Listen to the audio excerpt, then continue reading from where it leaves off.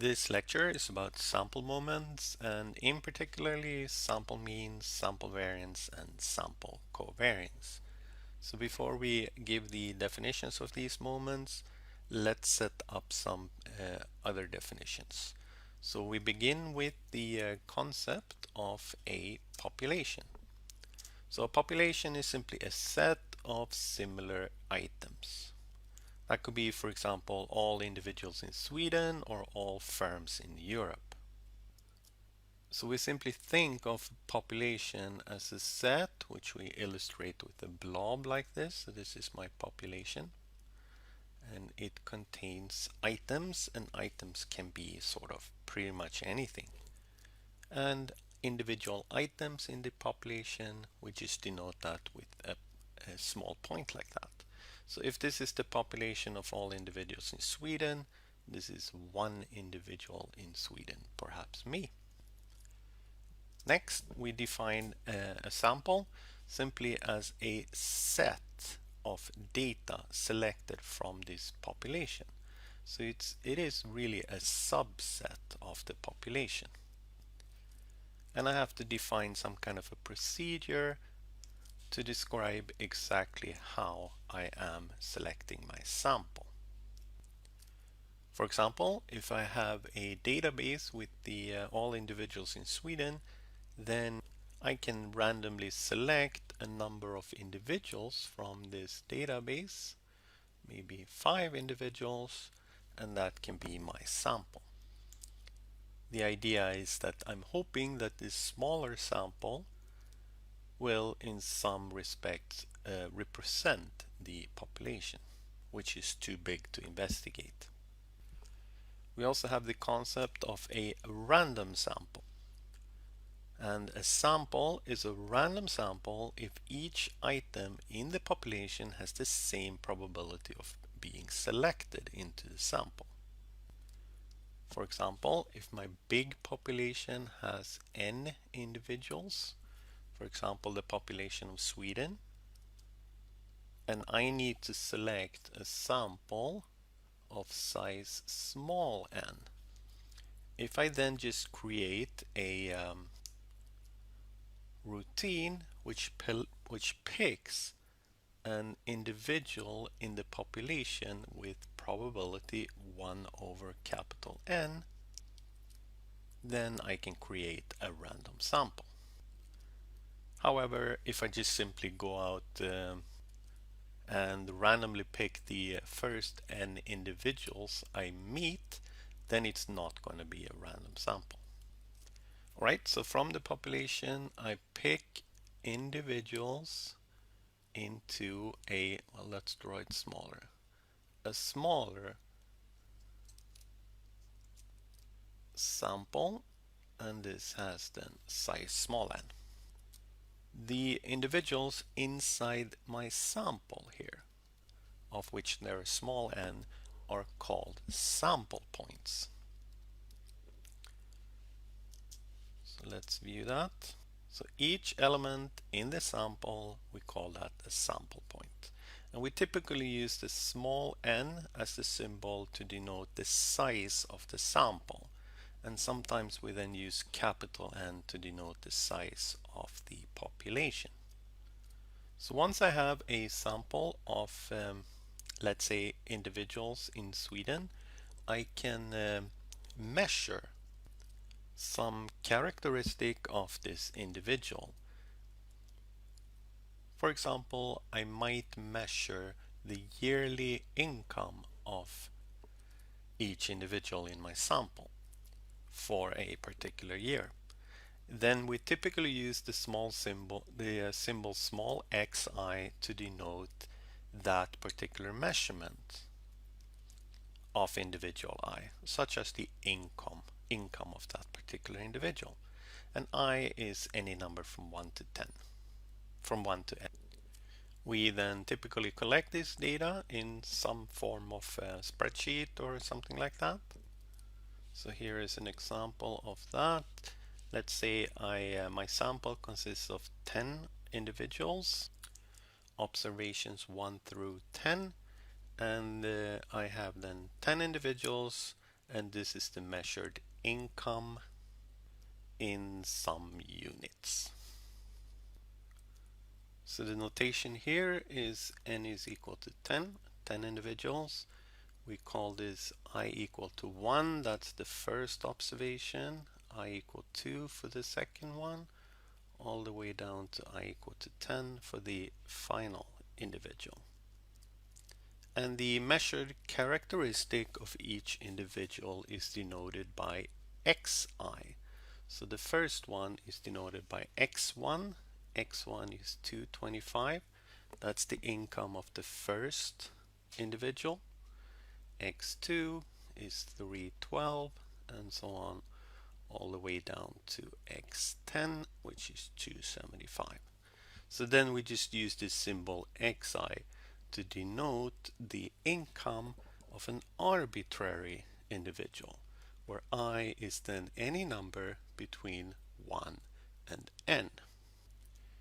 Even though strictly speaking my sample is the collection of individuals that I've selected from the entire population, but we tend to sometimes denote the observations that we have, the data, these numbers x1 through xn, as the sample. But in reality they are measurements from the actual underlying sample. So from these discussions we are ready to define the sample moments. So we'll begin with the sample mean. And so given some data, measurements of my sample x1 through xn, we are going to define the sample mean simply as the sum of all the observations multiplied by 1 over n, and we're going to denote that by x with the bar on top. That's the sample mean, so we just simply sum all the xi's and divide by n. This sum here, I go from 1 to n of xi, well, that's just shorthand notation for summing all these observations, x2 plus dot and all the way to xn. So simply summing all these numbers. This sum is denoted by I go from 1 to n xi. And then the sample mean is just the sum multiplied by 1 over n, which is of course the same thing as summing all the xi's and dividing that by n. If you want to calculate the sample mean in Excel, you can simply use the sum function, sum parentheses, and then you just highlight all the cells that you want to sum, all these guys. So that will give us the sum, and then you need to divide that by n, which is 10 in this case. So the sample mean of the income data is 259. Calculating the sample mean is so common that there is actually a function which does the division of the sum automatically, and that's called the average function. And then you just highlight the data. With the average function you don't have to divide by 10, that's done automatically by Excel, so you get the same result. Average is another name for the sample mean. Moving on to the next sample moment, and that's the sample variance. And the sample variance is defined as follows. It too is a sum of all data, but in this case we don't sum the xi's, we sum xi minus x bar squared. And in this case we don't divide by n, we divide by n minus 1. The common symbol for the sample variance is S2, and it's also common to put the name of the variable as a subscript. So S2 with the subscript x. That will then tell us that it's the sample variance of the x data. There is obviously a function to calculate the sample variance of your data in Excel as well, and it's called VAR, variance dot s for sample, and then you just highlight your data, just like when you calculate this sum or the mean. So the sample variance is 1665.11 something. So I think it's a little bit useful to look a little closer at the sample variance formula. So the sample variance formula S to X is like this: 1 over n minus 1 summation I go from 1 to n xi minus x bar squared. The symbol inside the parenthesis xi minus x bar, that's typically called the deviation from the mean. Deviation as it's a minus, and from the mean because we simply subtract the mean. So let's have a look at the deviation from the mean data. So in this column, I want to create the deviations from the mean. I just simply want to take the income and subtract the sample mean. A nice way of doing that is to name the sample mean using the name cell here. So let's just call that, let's call it x bar. That's my sample mean. And now I can just refer to x bar in my formula. So here I need to calculate income of individual 1, 225, and I want to subtract 259. But I want to do this in a general way, not using the numbers, so I can copy the formula down. Formulas in Excel always starts with an equal sign. So equal the income of individual I, that's in cell B2, subtract from that the x mean.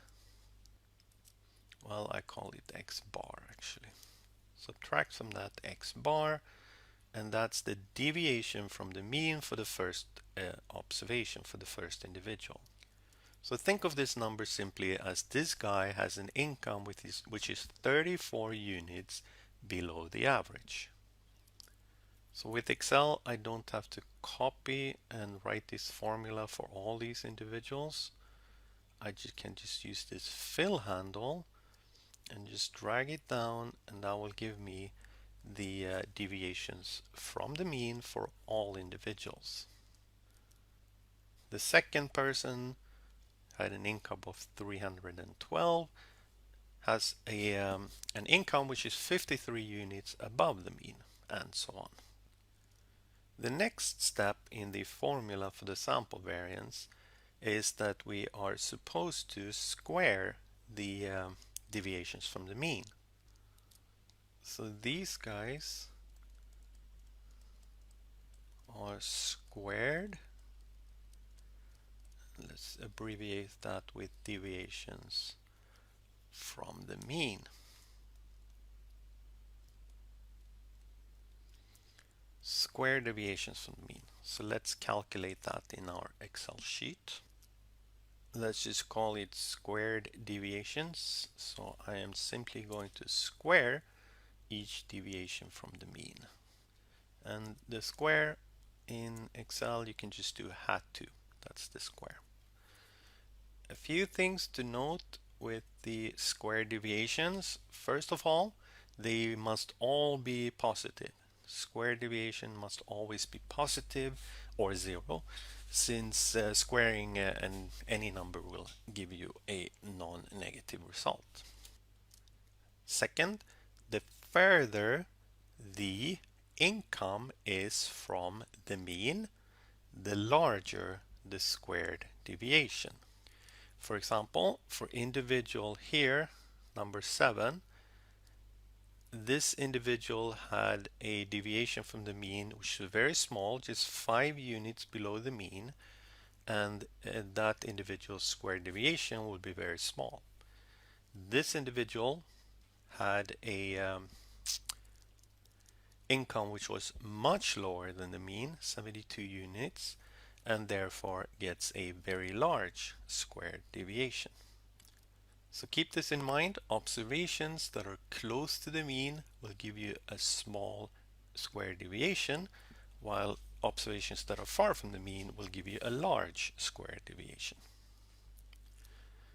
The next step in the formula for the sample variance is that we are supposed to sum all these square deviations and divide that by n-1.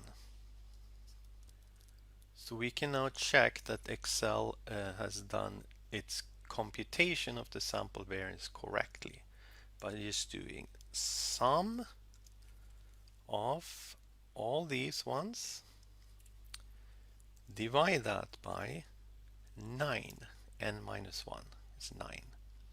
So this means that I can't take the average of these square deviations because that would divide by 10 and we need to divide by 9. So we can see that we do get the same result. With this view that the sample variance is the sum of squared deviations from the mean divided by n-1 can give us some intuition of what it's actually measuring. So here are two cases. In the first case, I have a sample of 10 individuals. In the second case, I also have a sample of 10 individuals. These are the incomes in my first sample, the incomes in my next sample. The sample mean of my first sample is 259. That's the average of these numbers. And the second sample has the same sample mean, 259. But if you look at the first sample, the deviations from the mean are very small. This one, 259, of course, then the deviation is 0. It's right at the mean. 262, the deviation is 3. So this sample has very small deviations from the mean. That means that all income data are very sort of close together, and they're close together to the sample mean. That since these deviations are small, the square deviations are also small, and that in turn means that the sample variance for this data is very small, 4.4.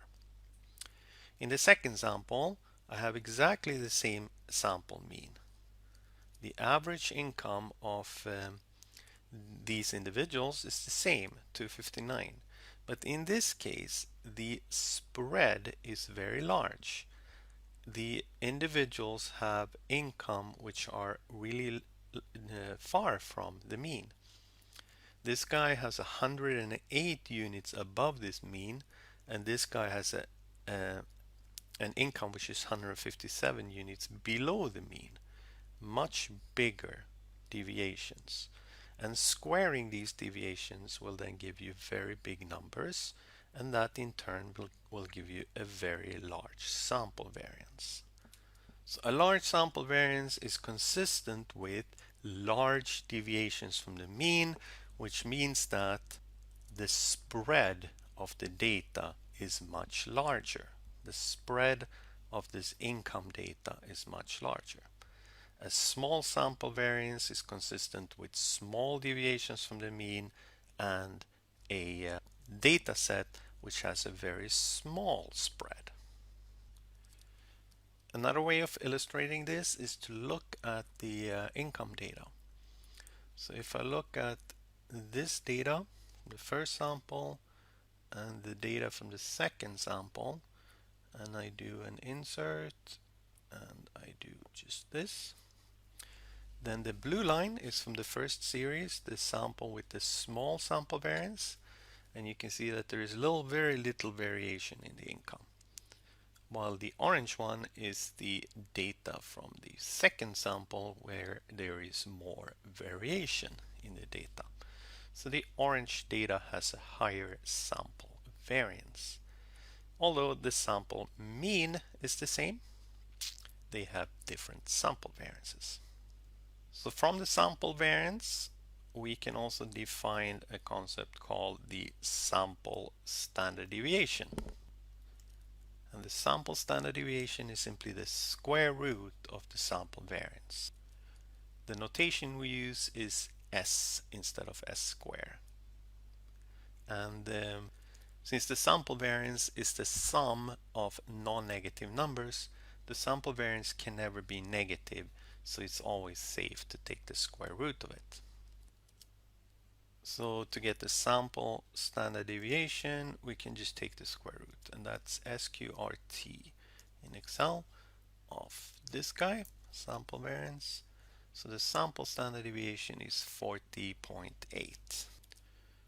Of course, that too is built into Excel, and it's called STDEV, standard deviation dot S for sample. But then you have to mark up the income data like that, and that gives you the same number. So moving on to the third sample moment, the sample covariance. First of all, if I have a sample drawn from a population, I can actually make more than one measurement from each observation. So let's say I have a sample of firms, for example, drawn from some population. Then I can make, let's say, 2 distinct measurements for each firm.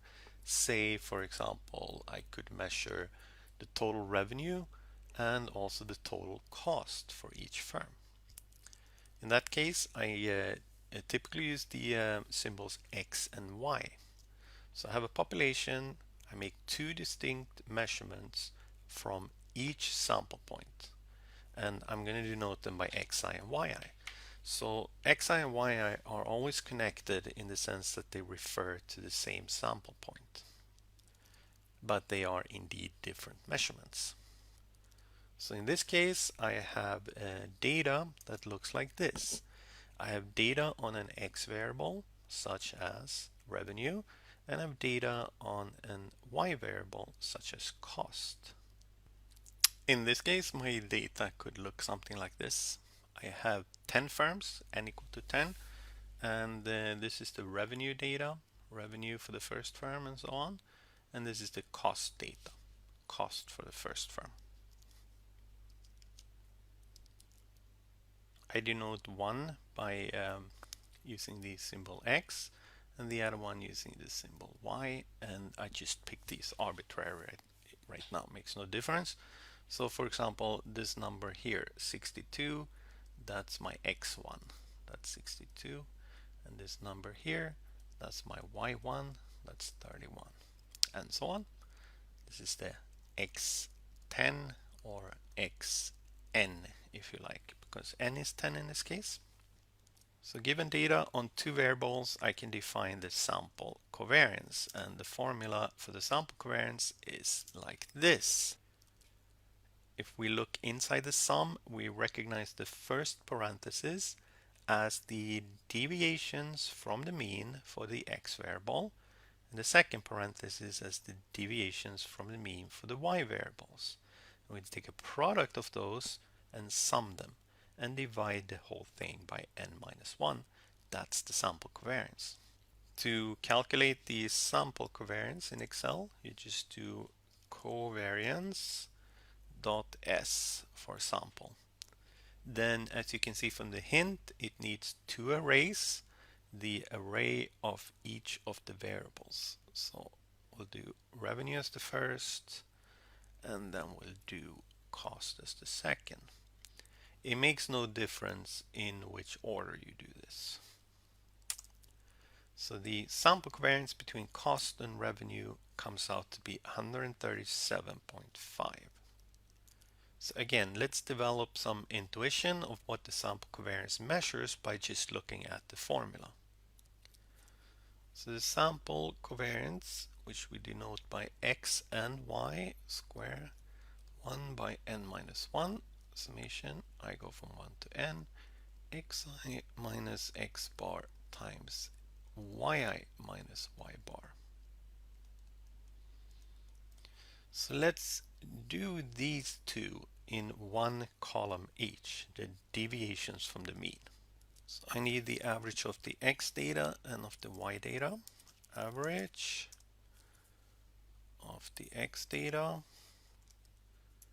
and average of the y data. I name them X bar, and I name, well, I can't use X bar, I already used that in a previous sheet, so let's name it bar X, and I name this bar Y. In the name cell, bar Y. Then let's do deviations from the mean. So devx will be deviation from mean in the X variable, which is revenue, and this will be deviations from the mean in the cost. So this is revenue minus bar X. Copy this down, and this is the cost minus bar Y, and copy this down.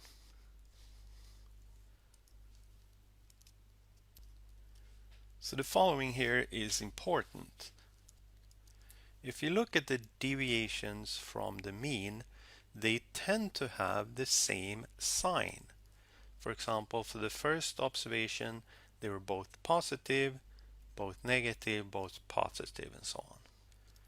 If you think about that, that's not too surprising because, for example, for the third observation, we have a high revenue, 84, 20, almost 25 units above the mean. Well, that sort of signals that this is a pretty large company, and you would expect the cost to be pretty high as well, at least above the average, and it is above the average. While on the other hand, let's say this observation number 7, very small revenue, very small cost, so this is a much smaller firm, so the deviation from the mean tend to be negative, both of them. But of course it doesn't have to happen. For example, for this guy, the revenue is slightly below the mean while the cost is slightly above the mean. In the next step of the formula for the sample covariance, these deviations from means are supposed to be multiplied. So let's do that. Let's multiply the deviations from the mean. So it's this multiplied by this. Copy this down. And the important thing to note here is that since the deviations from the mean tend to have the same sign, plus in this case, the product tend to be positive. Product of two positive numbers is positive. The product of two negative numbers is positive as well. So they all tend to be positive. There's one exception here with a small negative number, because for that observation they did have a different signs. But they tend to be positive, so that when you sum all of these numbers, you end up with a positive number. So let's check that Excel calculates the sample covariance correctly. Supposed to be the sum of all these numbers, and then check the formula, the sum of all these products, and divide that by n minus 1. Divide by 9, and hopefully we get 137.5, and we do indeed get that. Another way of illustrating this positive sign of the sample covariance is by looking at the scatter plot of revenue and cost. So if I just mark revenue and cost, and I go to insert and I pick the scatter plot instead, like this, we can see that each point now represent each firm. So for example, this guy down here is 3616, so that is observation firm number 7, and so on. And since costs tend to be lower when revenue is lower, we have small firms here and we have big firms here, we see that there's a tendency for these points to move upwards as I move to the right. But the covariance can also be negative. Consider this simple example. I again have 10 observations. This is my X data. It grows from 1 to 10, while my Y data decreases from 10 to 1. Both X and Y has a sample mean of 5.5. So if you look at the deviations from the mean, X goes from minus 4.5, this is 4.5 below 5.5, up to 4.5. While for the Y data, it's the opposite. This goes from 4.5, 10 is 4.5 above 5.5, down to minus 4.5. Now in this case, each observation tend to have a different sign for each deviation from the mean. Actually, that happens in each case here. So when you take the product of these two deviations, you will always get a negative number. And summing up all these negative numbers will give you a negative number, so the sample covariance is negative. And we can illustrate that too by looking at the scatter plot of X and Y. So let's do insert scatter plot X and Y like that. In this case, they are all completely lined up on a straight line, with the first observation to the left and the last observation to the right. So remember this, if the sample covariance is negative, as it is in this case, it simply means that whenever X is above its sample mean, that is down here, then Y tends to be below its sample mean over here. Whenever X is below its sample mean, Y tends to be above its sample mean. In that case, the sample covariance is negative. And the sample covariance can also be 0. For example, if I change all the Y data to 5 like this, then the sample mean is 5, and all the deviations from the sample means for the Y data is 0. They're all equal to the sample mean. So when you take the product of the deviations from X and the deviations from Y, you will get a 0. And summing zeros, you get a 0, and the sample covariance is 0. So in this particular case, there is no sample covariance. Now, of course, this is not the only case when the sample covariance is 0, when the Y data is constant. If I change this to a 4 and this to a 4, for example, such that this is below the mean and this is above the mean for Y, you're still going to get the sample covariance of 0, because there is no tendency for these points to go upwards or downwards. Finally, we have a concept closely related to the sample covariance, which is the sample correlation. The sample correlation is denoted by R. Then we use subscript X and Y to denote that it's the sample correlation between the X and the Y variable, and a square just like in the sample covariance.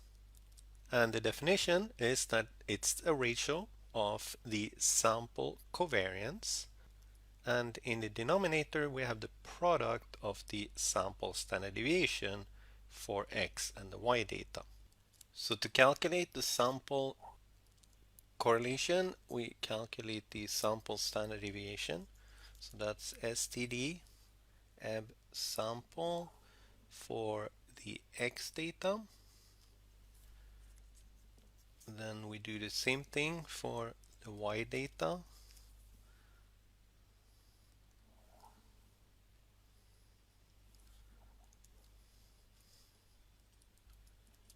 And that will allow us to calculate this sample correlation simply as the sample covariance divided by the product of the standard deviation, 0.966. So the sample correlation always have the same sign as the sample covariance, but it's normalized in the sense that it will always lie between -1 and 1. You can, of course, calculate the sample correlation directly in Excel using the Corel function. So you do Corel, and then you just do the x data, comma, the y data. And that also gives you 0.9666.